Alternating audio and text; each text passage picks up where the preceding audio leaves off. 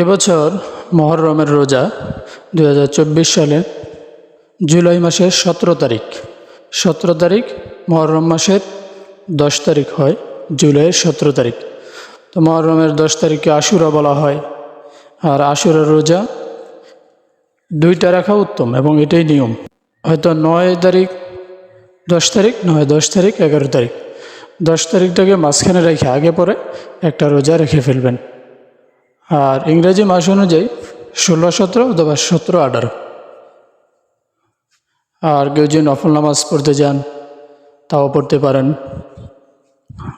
যেহেতু বছরের প্রথম মাস মুহররম মাস। অতএব তওবার নামাজ পড়তে পারেন, সালাতুল হাজতের নামাজ পড়তে পারেন, সালাতুল তওবার নামাজ পড়তে পারেন 2 রাকাত করে নিয়ত করে। তারপরে যে কোনো সূরা দিয়ে আপনি যেটা পারেন ওইটা দিয়ে পড়তে পারেন, কোনো সমস্যা নেই। পরে তওবা করতে পারেন আল্লাহর কাছে। আর বেশি বেশি করে দুরূদ শরীফ, ইস্তেগফার এগুলো পড়তে পারেন।